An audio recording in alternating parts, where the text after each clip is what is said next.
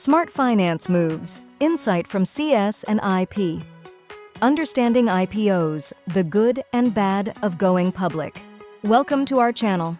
Today, we're diving deep into the world of initial public offerings, or IPOs.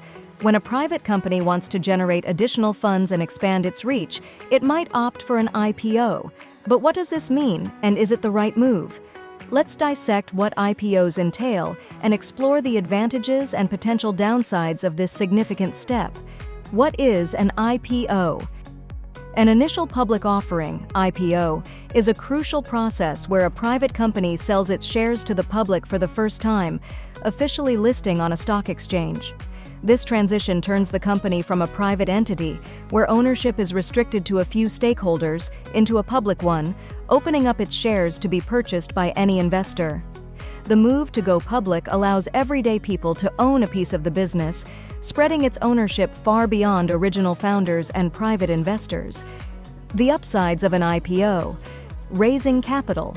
An IPO can significantly boost a company's capital, offering substantial funds that can be used for various development goals.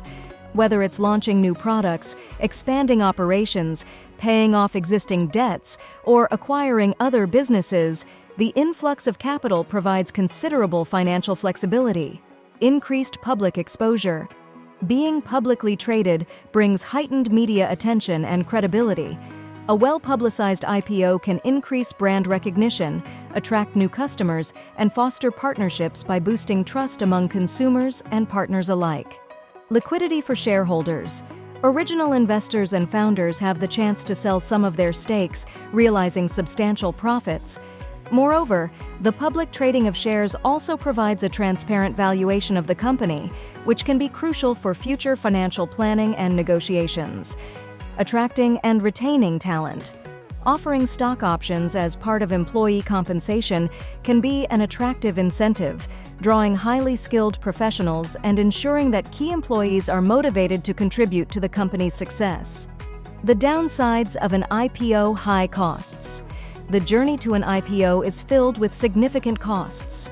Expenses include hiring investment bankers, legal advisors, accountants, and marketing professionals, not to mention additional costs associated with compliance with public company regulations.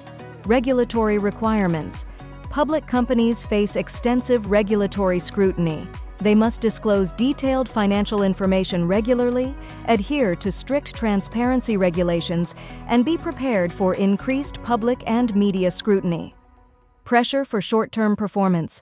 Public companies are under constant pressure from investors to perform well quarterly. This demand for short-term success might compel management to prioritize immediate earnings over long-term strategic growth, potentially impacting the company's future trajectory. Reduced control. Going public also means founders and initial owners must share decision-making processes with a board of shareholders.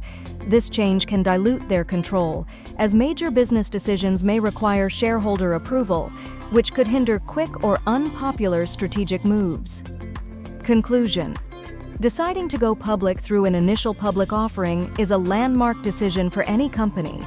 While it offers exciting opportunities for raising capital and increasing market presence, it also comes with significant responsibilities and challenges. For companies, understanding both the potential rewards and the constraints is essential to making an informed decision.